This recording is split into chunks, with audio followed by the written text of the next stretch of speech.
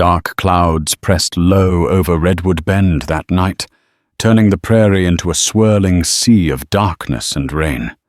Abigail Hill was dozing in her rocking chair by the fire, still wearing her dusty riding boots, when she heard the knock, a fierce, desperate pounding that made her heart skip a beat. Cautiously, she lifted the latch and opened the door. There stood Silas Morgan, the man who'd left town under a cloak of mystery years before. Rain drenched his broad-rimmed hat and trickled down his weary face.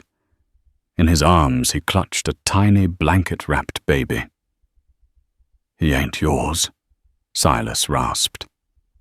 "But he needs you." Redwood Bend, nestled on the cusp of rolling plains and towering pine forests, wasn't the largest settlement in the territory, but it was one of those towns where everyone knew everyone, or thought they did. Timber was a strong industry here, but the real draw had always been the railroad that cut a path westward, carrying fortune seekers, dreamers, and desperados alike. The year was 1882, and Redwood Bend's dusty main street boasted a saloon, a general store, a feed shop, a small jailhouse, and a smattering of homes built from newly milled timber. Abigail Hill arrived in Redwood Bend 3 years ago, escaping a life of disappointment in Kansas City. She'd been raised back east in a home that never understood her restless spirit. She was a tall, slender woman in her mid-20s, with hair the color of mahogany and eyes that held a quiet determination. Despite her gentle demeanor, Abigail earned her keep as a seamstress and clerk at the general store. She'd quickly won the respect of the townsfolk for her dependable, if somewhat solitary nature. People had once whispered about Abigail's brief engagement to a traveling ranch hand, a man with broad shoulders and a quick smile, named Thomas Reeves. That relationship ended abruptly when he ran off without a word. After that heartbreak, Abigail swore off men and their secrets, channeling her energy into her work and the small garden behind her modest cabin. She rarely entertained visitors, preferring the solace of her sewing and the hush of lonely nights under the wide frontier sky. But Redwood Bend was not a place free of gossip. There were rumors about the quiet widow Mrs. Marjorie Beckett, who spent her days singing hymns in the church even after the final service had ended. There were tales about Jeremiah Boone, the blacksmith, who was said to have helped a gang of train robbers hide out one night. And there were murmurs about Silas Morgan, once a local ranch foreman for the Farnsworth family.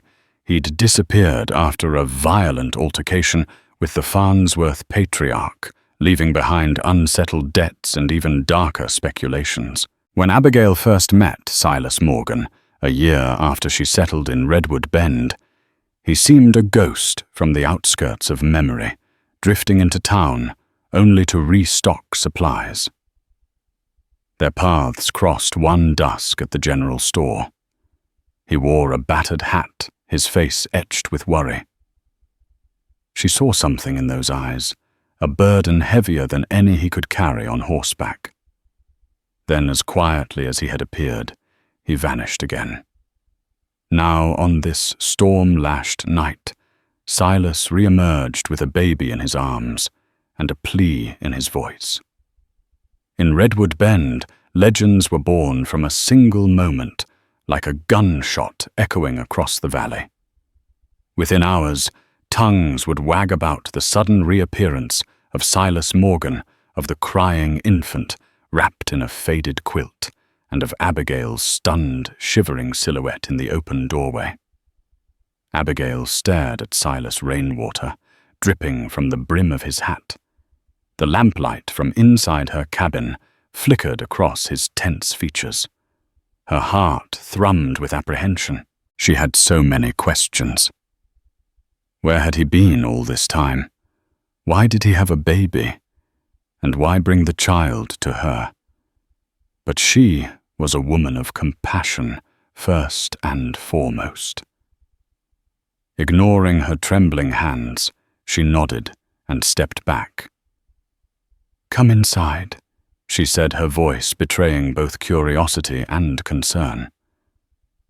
Silas stepped over the threshold, holding the baby awkwardly, as though he feared he might drop him at any moment.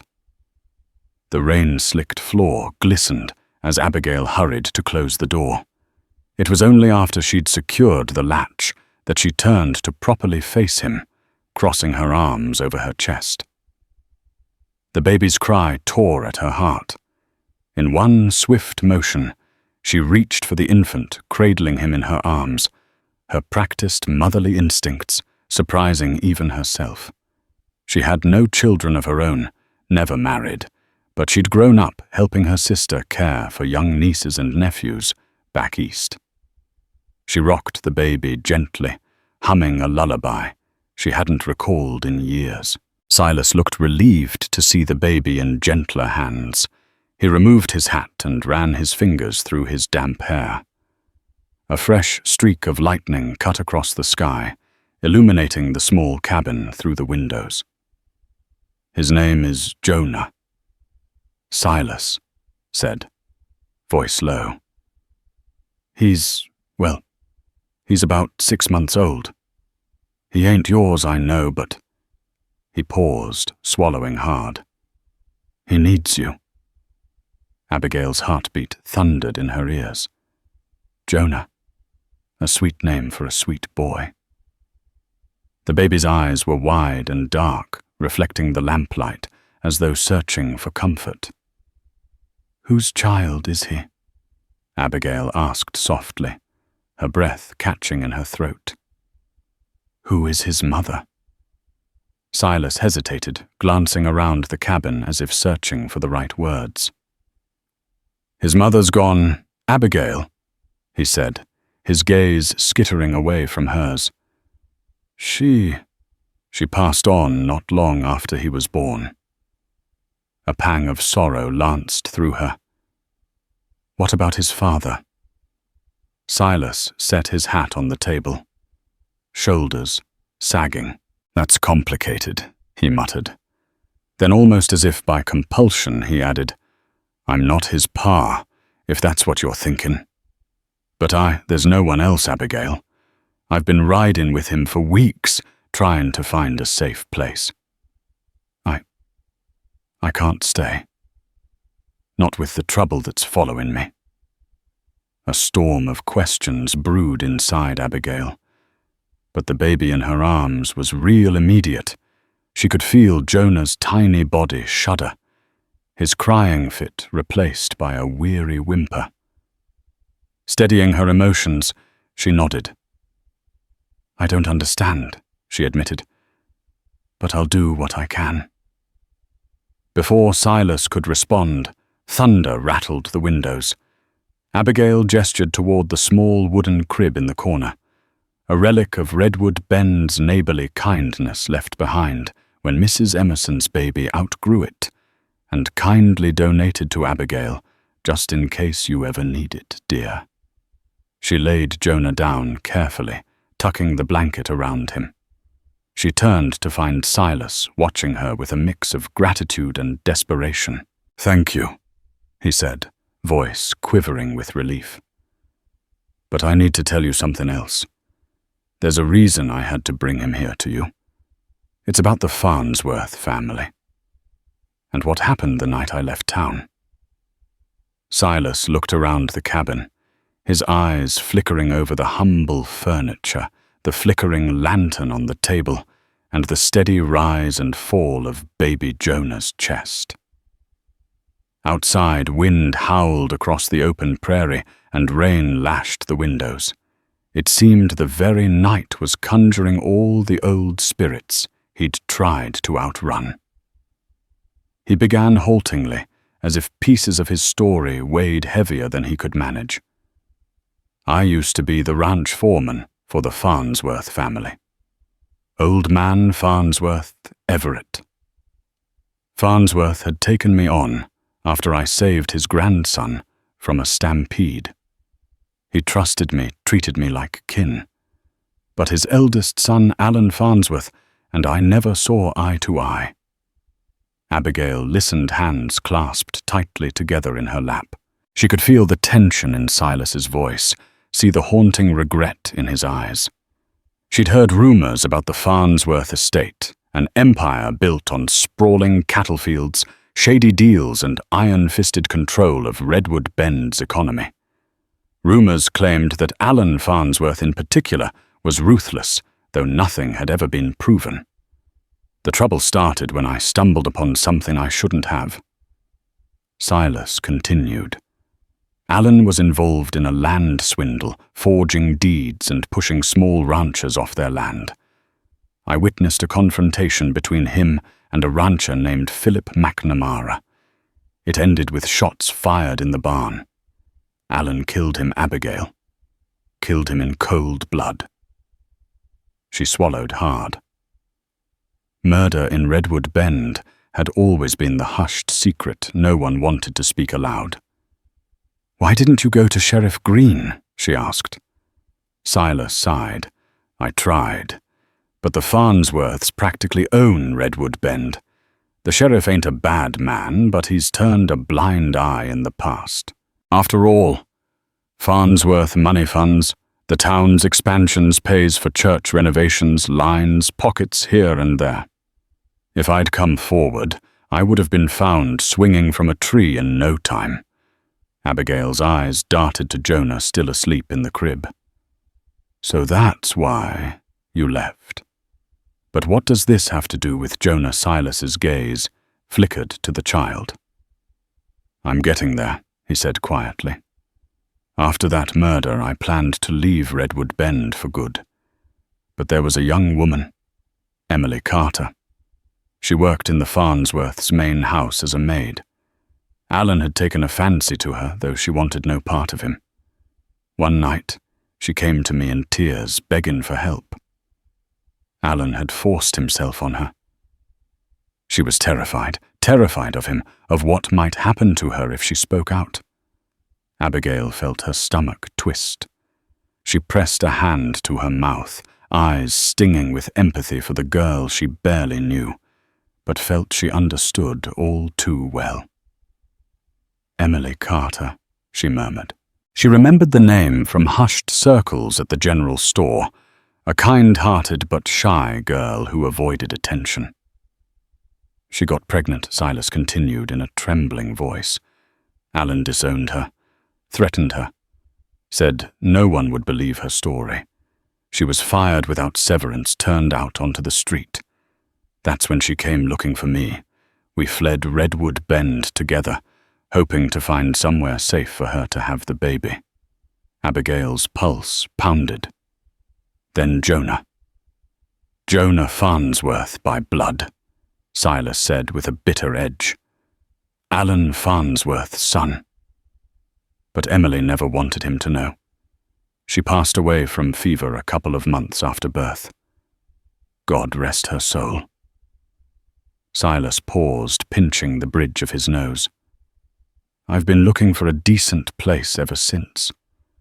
But Farnsworth's men have been on my tail, likely looking to dispose of any threats." Abigail's mind spun. She could see the Farnsworth estate looming in her memories. The big house with its white columns always overshadowing Redwood Bend like a watchful vulture. "Why me?" she asked, her tone almost plaintive. "Why did you bring the boy to me?" Silas met her gaze, his voice trembling with sincerity. "Because you have a good heart, Abigail. You're one of the few people I trust. And if something happens to me, Jonah needs someone who won't turn him away or hand him over to Farnsworth out of fear." She ran a hand through her hair, exhaling slowly. Jonah stirred softly in the crib, but stayed asleep. "Silas," she said, leaning forward, "this is bigger than just you or me. If the Farnsworths find out about Jonah, they will find out." Silas interrupted grimly. which is why I need to leave him with you tonight.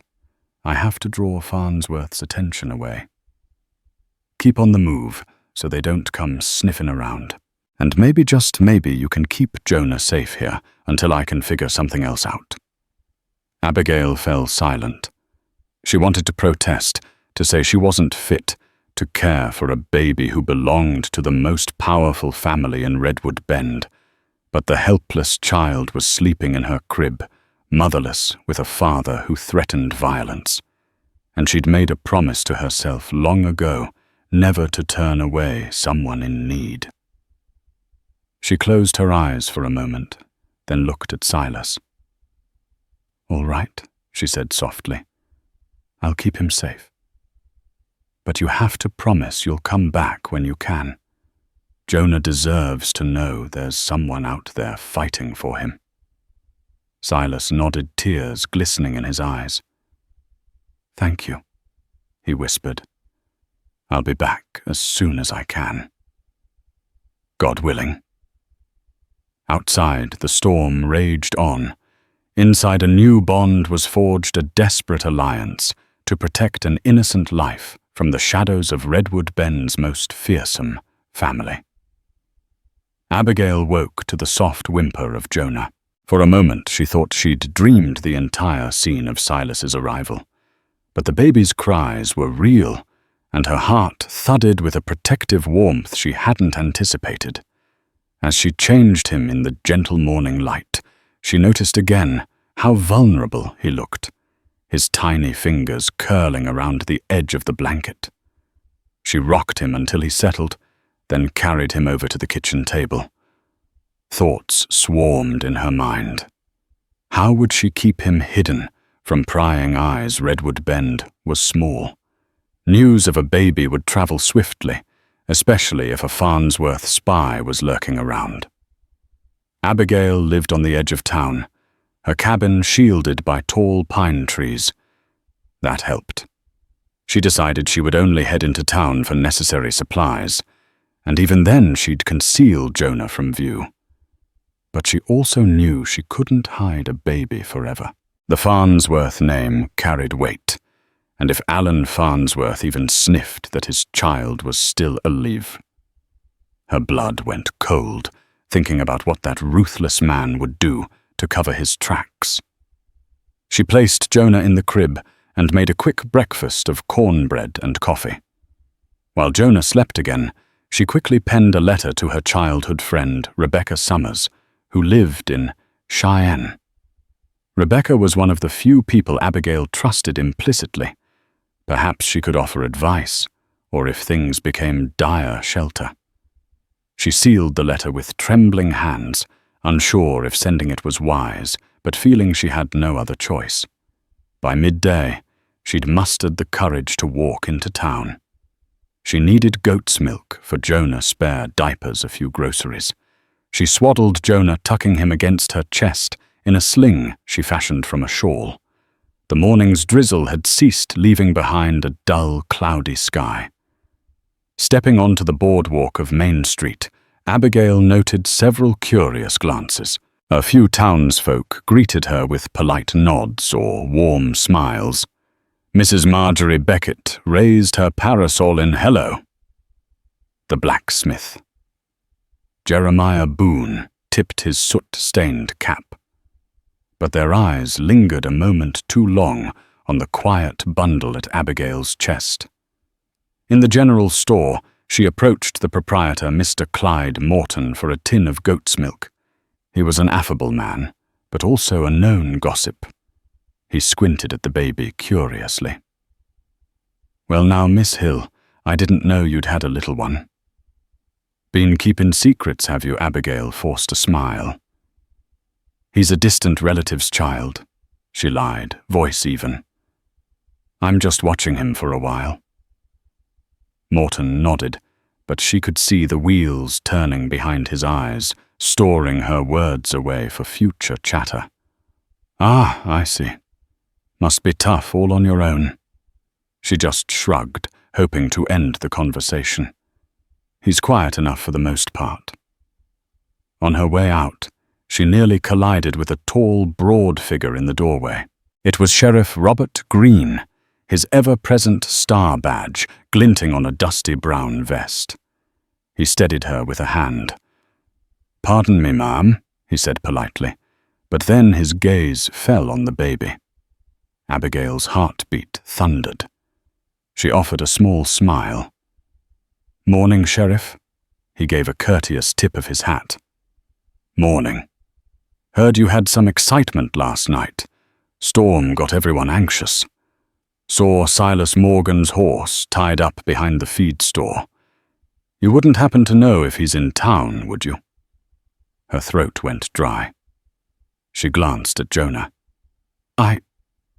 He might have passed through," she managed, voice trembling only slightly. "He didn't stop by me, though." Sheriff Greene studied her face for a moment, his expression unreadable. "All right, Miss Hill. If you see him, let him know I'd like to speak with him." She nodded, heart pounding, and slipped away as gracefully as she could. Outside, she pressed Jonah close. Did Silas linger in town longer than he said? Or had Farnsworth's men spotted his horse and fed that information to the sheriff? She didn't know. But either way, Redwood Bend was already humming with suspicion. On the third day, a timid knock rattled her door around midday. Startled, she tucked Jonah into the makeshift cradle and hurried to open it. Outside stood Marjorie Beckett, the widow who spent her time praying in the church. Her face was drawn with concern, her gloved hands trembling. Marjorie Abigail said, forcing a polite smile, "Is everything all right?" Marjorie nodded, though the lines around her eyes betrayed anxiety. "I'm fine," she said in her soft voice, "but I needed to speak with you." She glanced over her shoulder before slipping inside. She took note of the baby, and her eyes widened with surprise and something like relief. Abigail closed the door gently, her own nerves on edge. "Please come sit," she offered, guiding the older woman to a chair by the hearth. "Would you like some coffee?" Marjorie shook her head. She folded and unfolded her hands in her lap, as if struggling to find the right words. "Abigail, dear, I'm not one to pry." She began, her tone gentle. "But I must confess I heard rumors in town about Silas Morgan showing up at your door and you having a baby in your care." Abigail's heart lurched. She kept her face composed, searching for the proper response. I'm helping a friend. The baby needed looking after," she said carefully. Marjorie's gaze flicked to Jonah, asleep in the cradle. She leaned forward, voice dropping to a whisper. "I'm not here to scold you or spread false gossip. I came to warn you. Alan Farnsworth has been asking around about a baby. He's been putting pressure on certain folks like Clyde Morton at the store, even little school teacher Harriet Young, to see if they know anything. And rumor has it he brought in a hired gun, a man named Ford Dickens, to track down Silas." A chill ran through Abigail. The Farnsworth reach was vast indeed. I see she managed her throat tight. Marjorie continued. "I know what it is to be alone, to have secrets that weigh heavily. My husband was once indebted to Everett Farnsworth. It cost him his life. I won't see another good soul crushed by that family." Tears pricked Abigail's eyes. She reached over and covered Marjorie's hands with her own. "Thank you for your kindness," she whispered. I don't want trouble, but the baby is innocent in all this." Marjorie nodded, understanding, shining in her eyes. "If you need anything, you come to me. I'm not afraid of Farnsworth anymore. I've lost too much already." She hesitated, then pressed a small, folded piece of paper into Abigail's hand. This is the address of my cousin James Carter in St. Louis. He's a lawyer, a good man. If Farnsworth tries to pull any legal tricks, James might help." Abigail clutched the paper, a flicker of hope igniting in her. "Bless you, Marjorie," she said. I hope I don't have to use this, but it's reassuring to know." With that, Marjorie made a hasty exit, leaving Abigail feeling both comforted and more anxious than ever. She had an ally, but the noose was tightening. Later that afternoon, while Jonah napped, Abigail read the note's address carefully. James Carter, 145. Willow Street, St. Louis. It read in neatly penned script. She tucked it away in a wooden box with her most precious belongings. She thought of sending James Carter a letter detailing the situation, but decided it might be too risky for now. Before dusk, she ventured to the small barn behind her cabin to chop some firewood. The rhythmic thwack of the axe against the log almost lulled her into calm. She didn't hear the approach of footsteps until it was too late. "Easy now," a low voice drawled. She spun around, heart pounding, to see a man leaning against the barn wall. He was tall, dressed in dusty black clothes, a pistol strapped to his hip. His face was long and scarred, his eyes cold. "I'm not here to harm you, unless you make me." Abigail gripped the axe handle. "Who are you?" she demanded, voice quavering slightly. The stranger tipped his wide-brimmed hat. "Name's Ford Dickens," he said, a slight sneer playing on his lips. "I reckon you've heard of me." Her pulse throbbed. This was the hired gun Farnsworth had supposedly brought in. He was known for his ruthlessness, if rumor held any truth. "I'm just a poor widow, mister," she lied as steadily as she could. "I don't have anything worth stealing." Dickens chuckled, a sound like dry leaves rustling. "Don't need your money, ma'am. I'm just curious if you've seen Silas Morgan around these parts." She lifted her chin, mustering bravery. "Haven't seen him in some time." He studied her eyes, narrowed. "Word has it he showed up at your door during the storm carrying a baby." Abigail's grip on the axe tightened. "Word travels fast and wrong in Redwood Bend," she said, trying to sound dismissive. Dickens took a step closer. "I think you're lying, Miss Hill. If I find out you're hiding that kid or Morgan, I'll be back. And trust me, Farnsworth don't like folks keeping secrets." For a moment, they locked gazes, tension thick as fog. Finally, Dickens pulled back.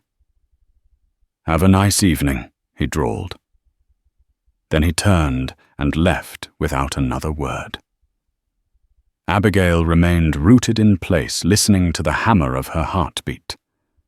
This was a warning, a promise that Farnsworth would stop at nothing. She set aside the axe and hurried to the cabin, breath trembling. She found Jonah cooing softly in his cradle, all innocence and warmth. Kneeling beside him, she whispered, "I won't let them take you. I swear it." The next few days were a study in nerves. Abigail remained mostly indoors, with Jonah venturing into town only when absolutely necessary. She noticed strangers drifting through Redwood Bend, men who looked out of place among the usual ranchers and laborers. Some lingered by the saloon. Others loitered near the livery stable, all wearing that alert, predatory look that suggested Farnsworth had placed a bounty on Silas Morgan's head.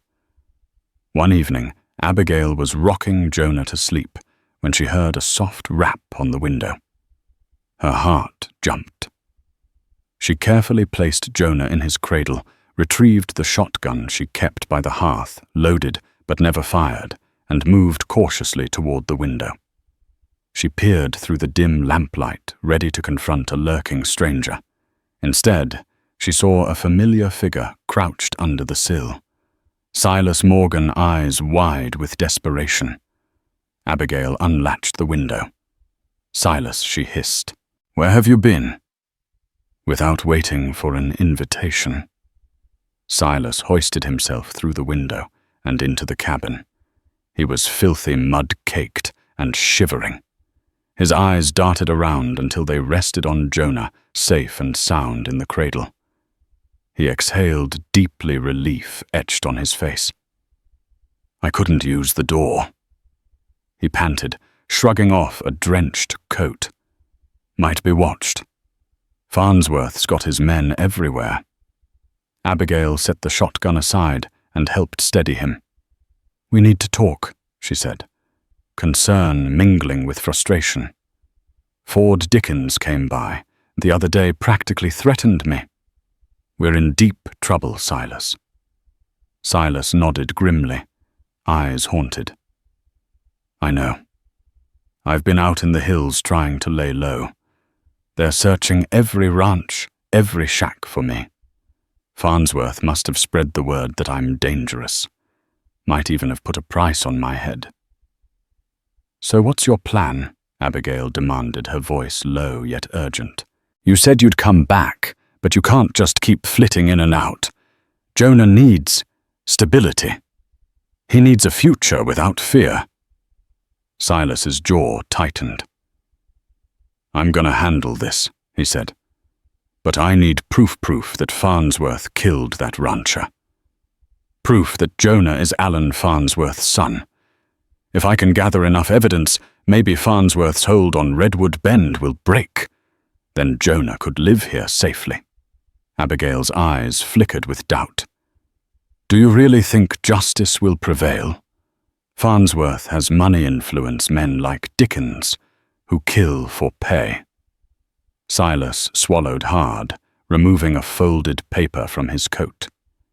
"I have some Leeds letters Emily wrote to me, detailing her abuse at the Farnsworth estate, Alan's threats.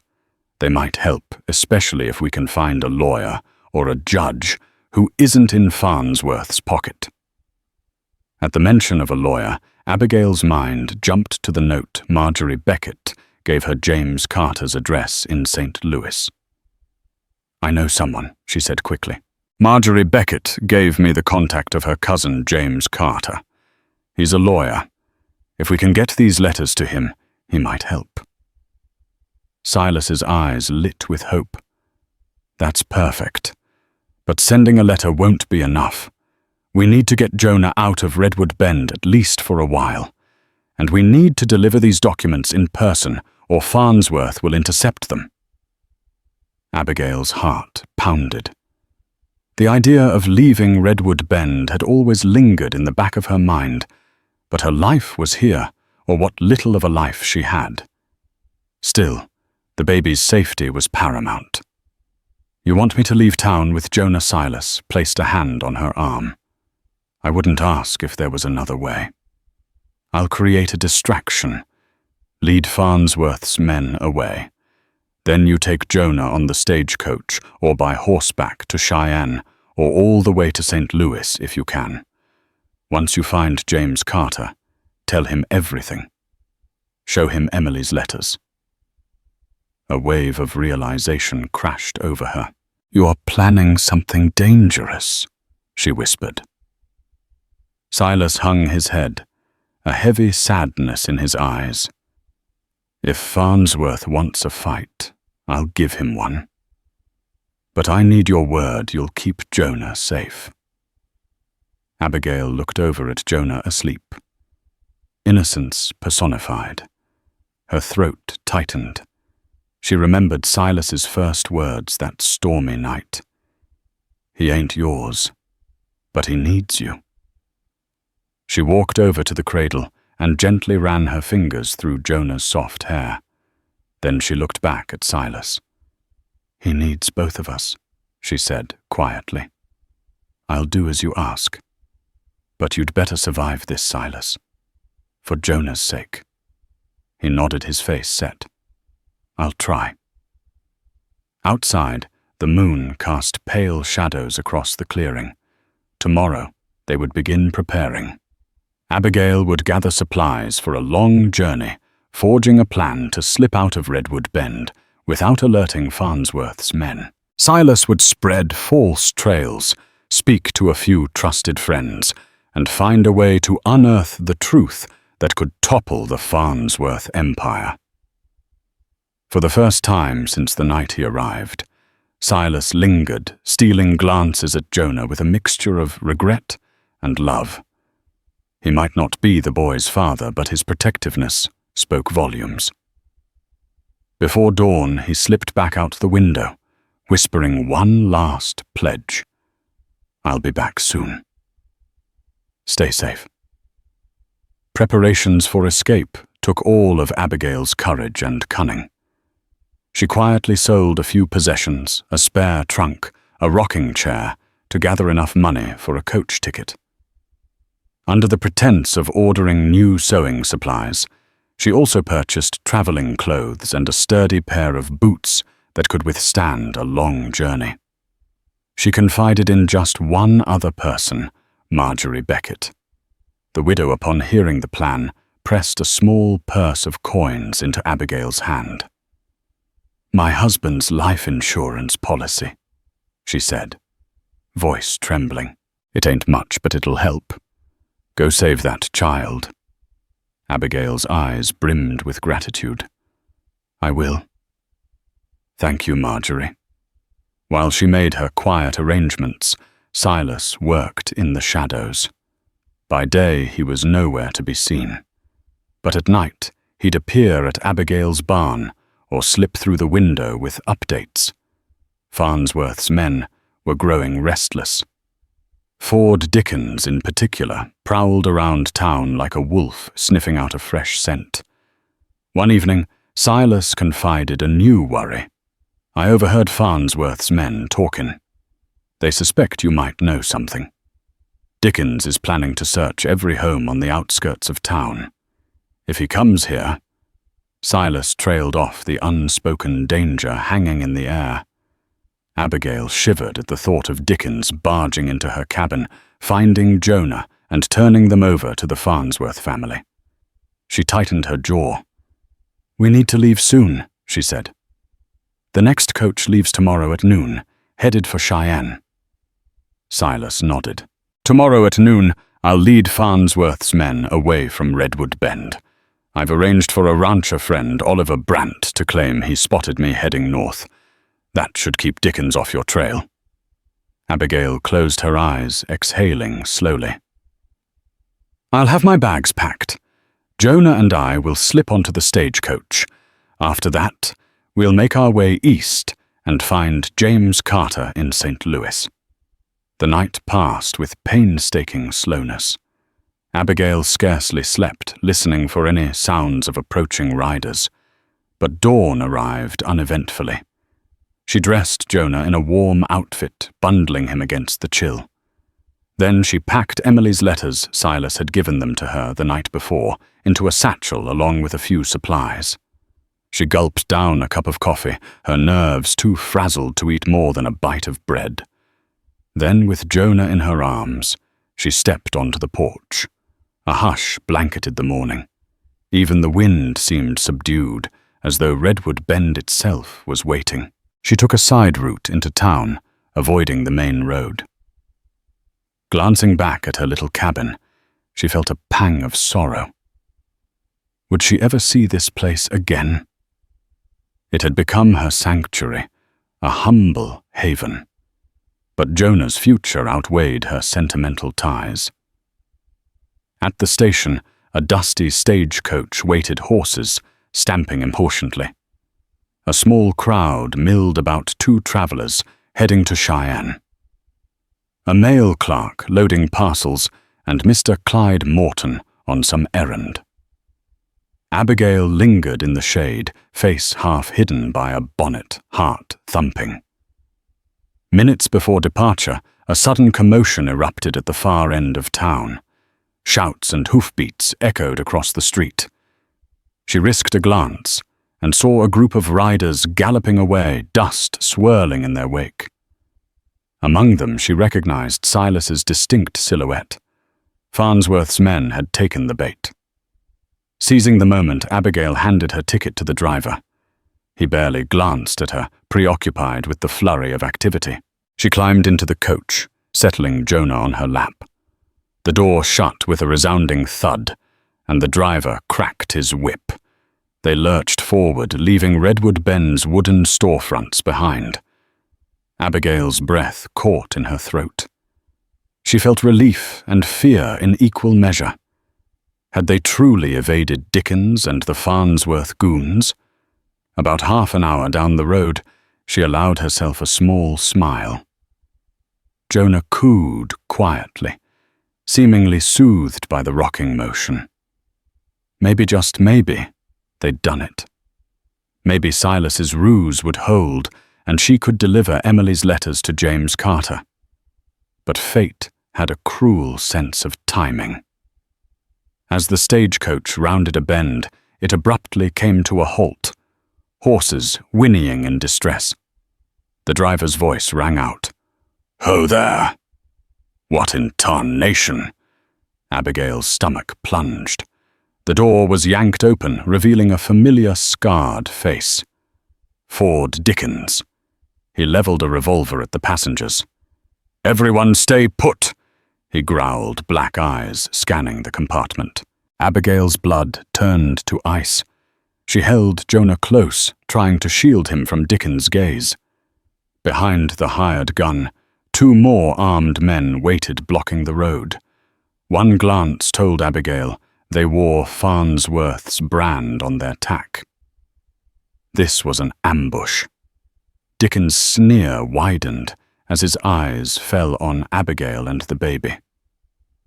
"Well, well," he drawled. "Look who's going for a little ride."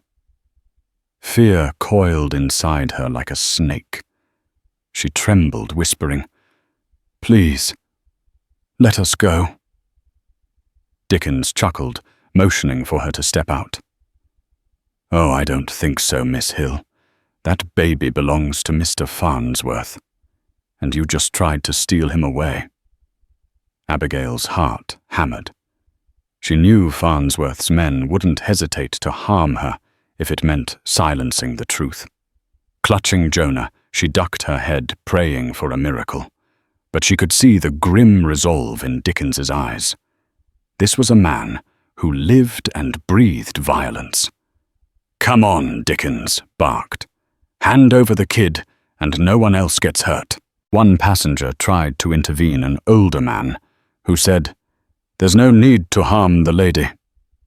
But Dickens shoved his gun barrel under the man's chin, silencing him. Abigail felt tears burn her eyes as she stepped onto the dusty road, Jonah squirming anxiously in her arms. The other passengers watched fear etched on their faces as Dickens' men took her by the arm. There would be no easy escape. Dust choked the air as Dickens and his henchmen dragged Abigail and Jonah away from the stagecoach. The driver and other passengers could do nothing but watch in stunned horror. Abigail's arms tightened protectively around the baby, her heart pounding. They forced her onto a waiting horse, practically ripping Jonah from her grip before handing him back once she was perched in the saddle. Dickens mounted behind her, one arm circling her waist, the other gripping the reins. "Try to run and I'll shoot you in the back," he snarled. Abigail's tears were silent, her terror a black pit in her stomach. She could barely breathe for the dust swirling around them as the small party galloped toward the Farnsworth estate. She tried to gather her scattered thoughts. Could she reason with Alan Farnsworth? Would he be brazen enough to murder her outright, or would he try to conceal his crimes with more subtlety? Before long, the sprawling Farnsworth ranch came into view, a white 2-story house with wide porches surrounded by acres of fenced pasture. Ranch hands halted their work to stare at the newcomers. Some recognized Dickens as captives, and whispers spread like wildfire. Abigail heard the distant bellow of a foreman, perhaps Farnsworth himself commanding everyone back to work. Dickens practically yanked her off the horse in front of the main house. She stumbled, nearly dropping Jonah, but somehow managed to steady him. Her eyes flicked around, searching for an escape route. But the yard was swarming with ranch hands, loyal to Farnsworth, many armed with rifles or pistols. Then from the porch, Alan Farnsworth emerged. He was a tall man in his mid-30s, dressed in tailored Western attire, hair slicked back. His face was handsome, but marred by a permanent sneer of entitlement. Abigail's blood ran cold at the sight of him. "Well, well," Farnsworth drawled, descending the steps. His gaze landed on Jonah, then on Abigail. A flicker of recognition crossed his eyes. He'd seen her around Redwood Bend, but never paid much attention, it seemed. "Who do we have here?" Dickens tipped his hat in a mock gesture of respect. Caught her trying to flee with the boy on the stagecoach. Alan Farnsworth stroked his chin thoughtfully. "Is that so?" He stepped closer, peering down at Jonah. The baby's face scrunched in confusion on the verge of tears. My! Emily Carter's brat is still alive." Abigail pressed Jonah protectively against her chest. "He's innocent," she choked out. You're his father, aren't you?" Farnsworth's expression turned dark. "That's quite a claim," he sneered. "But even if I am, that doesn't excuse your abduction. Miss—" He snapped his fingers at Dickens. "What's her name?" "Abigail Hill," Dickens supplied. "Seamstress from Redwood Bend." "Miss Hill." Farnsworth circled her like a predator. "You've got some nerve meddling in things you don't understand. Where's Silas Morgan?" Abigail's chest constricted at the mention of Silas's name. She glared at Farnsworth, summoning courage from some hidden reservoir. "I don't know," she lied. "And even if I did, I wouldn't tell you." A slow, dangerous grin spread across Farnsworth's face. "We'll see." He snapped his fingers again, and two ranch hands stepped forward, gripping Abigail by the arms. Jonah began to fuss, wailing in protest. Alan Farnsworth leaned in close. "Do you have any idea what you've gotten yourself into?" he whispered, voice dripping with menace. "Emily Carter was a fool to think she could escape me. If that sniveling Silas Morgan hadn't interfered, I'd have taken care of matters months ago." Abigail's eyes flashed with defiance. "You mean you would have killed your own child?" She spat, her voice shaking but resolute. Farnsworth's lip curled. "Shut your mouth," he hissed. "I do what I must to protect my family's name. That whelp is a disgrace born from a servant who didn't know her place." Disgust roiled in Abigail's stomach. She felt tears burning her eyes, but refused to let them fall. "You're a monster," she said, her voice cracking. Farnsworth chuckled, stepping back. "Monsters, angels. It's all the same in this world. Whoever's got the power wins." He glanced at Dickens. "Take her inside. We'll lock her up until Morgan comes sniveling around. Then we'll deal with them both." Abigail's pulse thundered as the ranch hands began to drag her towards the house. She struggled, crying out, "Don't hurt the baby." "Please just," Jonah wailed louder, sensing the tension. Farnsworth only laughed, motioning for one of his men to take the child away. "Keep that brat quiet," he said, "and no harm is to come to him yet.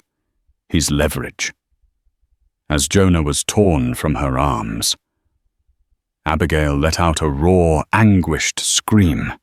She fought with every ounce of her strength, but the men subdued her easily. In the chaos, she caught a glimpse of Farnsworth's satisfied smirk. "You'll regret this," she gasped, tears streaming down her cheeks. "You'll regret every bit of it."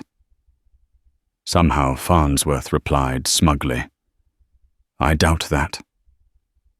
Then the heavy doors of the Farnsworth mansion slammed shut behind her, leaving her trapped in the lair of Redwood Bend's most powerful devil.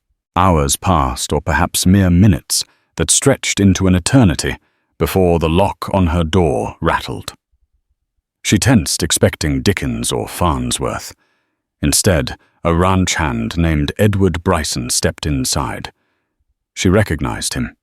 He'd been one of the quieter men around town. He closed the door behind him, eyes darting nervously.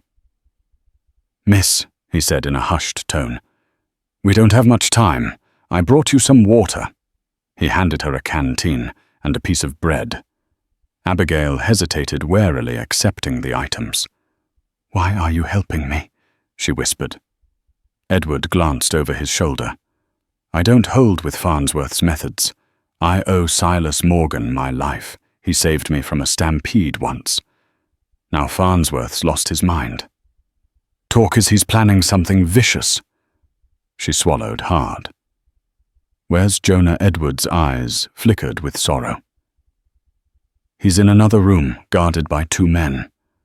Farnsworth wants him alive, for now. But if Morgan doesn't show up, I fear Farnsworth might... Well, you can guess." Abigail's blood ran cold. "I have to get out of here," she said, desperation creeping into her voice. "We need to save Jonah." Edward nodded, looking resolute. "I'll do what I can. I can't free you outright. Dickens is on guard. But there's a storm rolling in tonight. If you can find a way downstairs, I'll have a horse waiting by the back gate." Her gaze flicked to the window, mind racing. "I'll try. But what about Jonah?" Edward frowned. "They're keeping him close. Farnsworth said he wants the boy as bait. Morgan has a way of hearing when trouble's near, so Farnsworth is certain he'll come. We just have to hope Silas knows what he's walking into." After Edward left, Abigail struggled to calm her racing thoughts. She ripped a strip of cloth from her petticoat, fashioned it into a makeshift rope. It wouldn't bear her entire weight, but perhaps it'd help her descend part of the way. Her mind whirled, formulating a plan, cause a distraction locate Jonah, and reach the back gate where Edward would have a horse ready.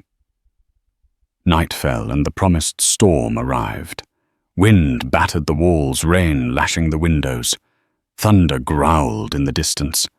Abigail used the uproar of the weather to mask her efforts. She pried open the window, tied the strip of cloth to a bedpost, and eased herself down. She dropped the last few feet, landing hard on the muddy ground beneath the window, pain jolting up her ankles. She bit back a cry, heart hammering.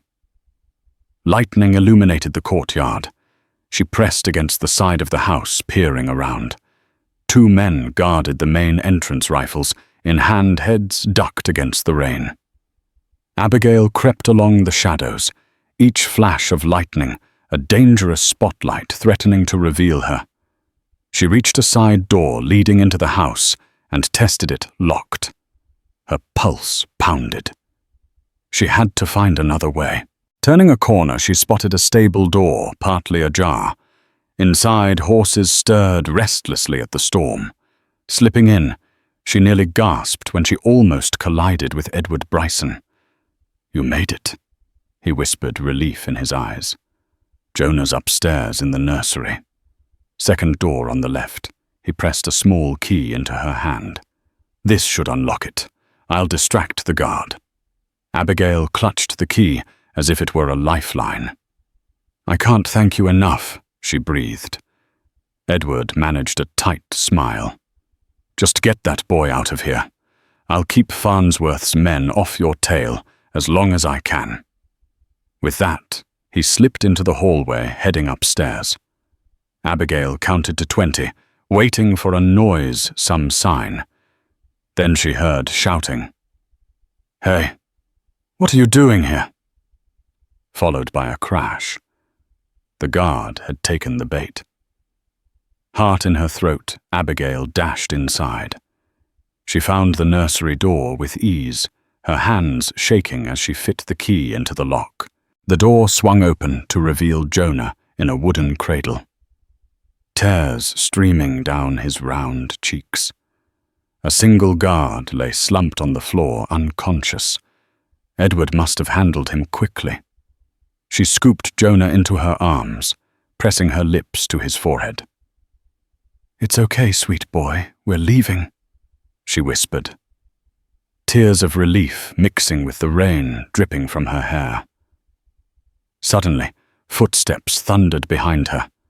She spun around to see Ford Dickens, his gun drawn. His face was contorted with fury. "Not another step," he growled. "Hand over the baby." Abigail's grip on Jonah tightened. She shook her head, defiant tears running down her face. "Never," she spat. Dickens cocked the revolver. Lightning flashed, illuminating his scarred face. But before he could pull the trigger, an explosion of noise startled them both. A window shattered behind Dickens, and in a flash of lightning Silas Morgan appeared. He tackled Dickens, sending them both crashing to the ground. "Run," Silas shouted, grappling with the gun. Abigail didn't hesitate. She clutched Jonah and bolted into the hallway. Echoes of the brawl followed her shouts, the thud of fists. She prayed Silas would come out on top. Racing down a flight of stairs, she nearly stumbled into a group of Farnsworth's men. But Edward Bryson was there, brandishing a rifle, firing a shot overhead. "Get back!" he yelled, forcing them to scatter. Abigail darted into the stormy night wind, whipping her hair, rain blinding her. She remembered Edward's promise about a horse at the back gate. She stumbled through the courtyard, half mad, with adrenaline and fear. Voices shouted behind her, bullets whizzing by in the dark.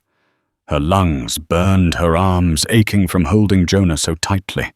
At last, she spotted the back gate, a single lantern swaying in the wind, illuminating a saddled horse.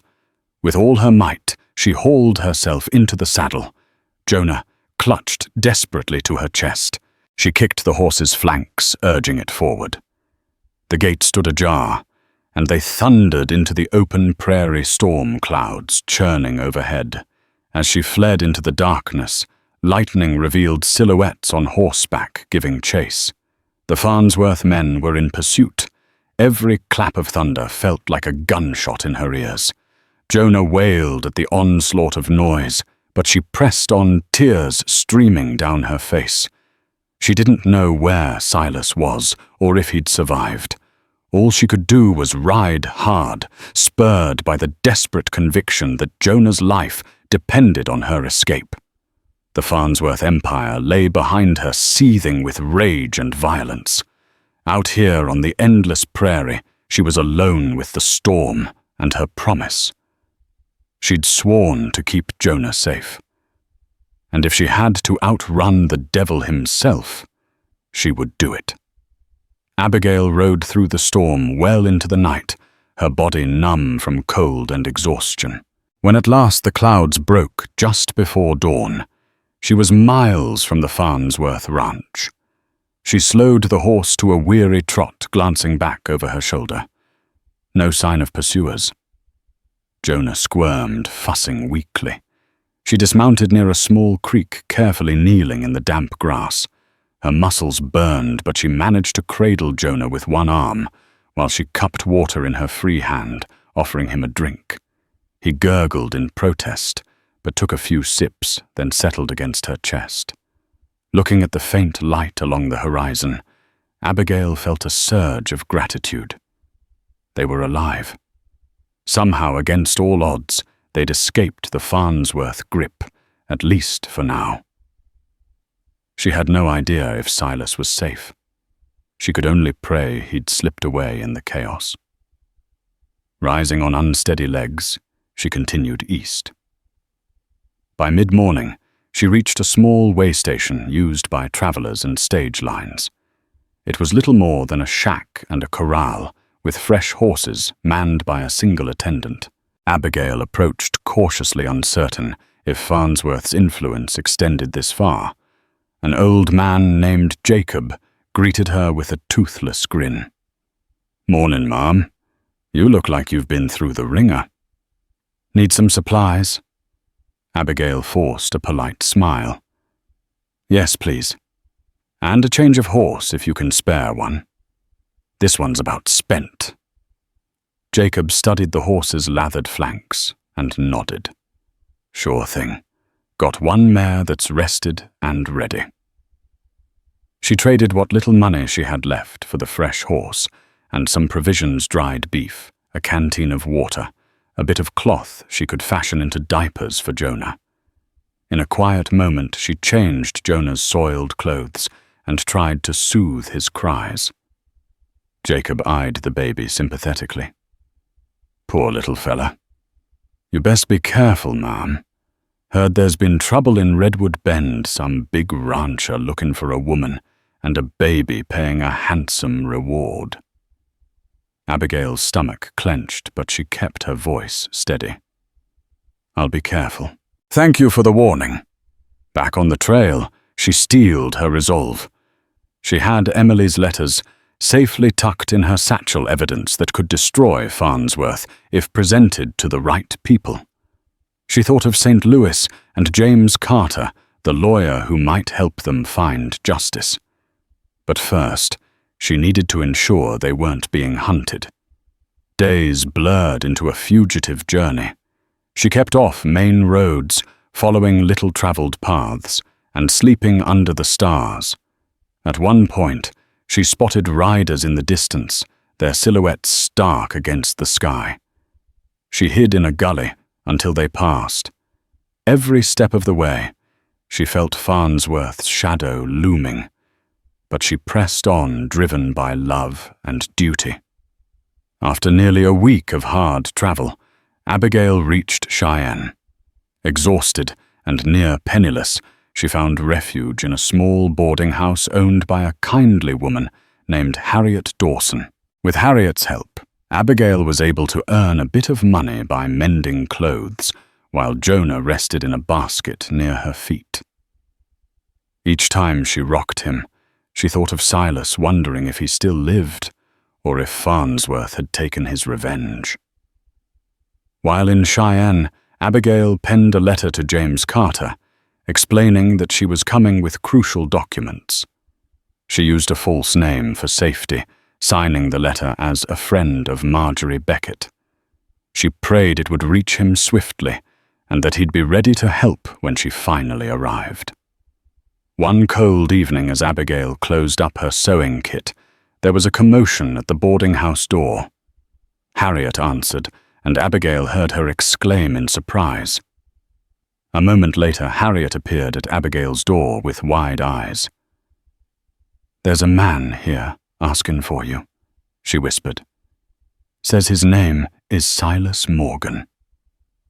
Abigail's heart practically stopped. She rushed out to the parlor and found Silas battered but alive, leaning on a walking stick. His face was bruised, one arm in a makeshift sling, but his eyes lit up with relief when he saw Jonah. Abigail let out a breathless laugh, tears brimming as Silas carefully took the baby in his good arm. "You made it," he said, voice thick with emotion. She reached out gingerly, touching his wounded shoulder. "You too," she murmured, heart brimming with gratitude. How did you escape?" Silas smiled wryly. "Dickens was tough, but I got the upper hand. I barely made it out of Farnsworth's house before half his men were on me. I rode for the hills and holed up with a friend of mine. Heard from Edward Bryson you headed east, so I followed. Took me a while." Tears streaked Abigail's cheeks as she wrapped her arms around them both. Jonah cooed as if sensing the reunion he'd been waiting for. In that moment, for the first time since the stormy night, Silas knocked on her door, Abigail felt truly safe. Yet the shadows of Farnsworth's tyranny still lingered. They had the proof they had an ally in St. Louis, but Redwood Bend remained under Farnsworth's grip. If they wanted justice for Emily, for Jonah, they'd have to fight, not just run. Silas brushed a tear from Abigail's cheek. "We'll keep going," he said quietly. "To St. Louis, to James Carter. Whatever it takes, Farnsworth's reign ends here." She nodded, drawing in a shaky breath. "No more running," she agreed. "For Jonah's sake." Outside, the wind rustled across the plains, carrying the faint scent of freedom and dawn. A new day was about to break, and with it came the promise that even the darkest secrets could be dragged into the light. As the sun rose on that wind-swept horizon, Abigail and Silas knew their fight was just beginning. Together they'd face down the powerful Farnsworth clan, protect young Jonah, and seek justice for Emily's memory. Their journey was a testament to the unbreakable bonds formed in the crucible of adversity, a promise that hope can flicker, even in the darkest corners of the Wild West. If this story of courage, sacrifice, and redemption has moved you, please consider supporting our channel. Your likes, shares, and subscriptions help keep these tales of frontier resilience alive. Spread the word and let others discover the drama twists and raw humanity that defined an era. And remember, even when the thunder rages and the night seems endless, the dawn always comes carrying with it the chance to write a new chapter of hope. Thank you for watching, and we'll see you next time.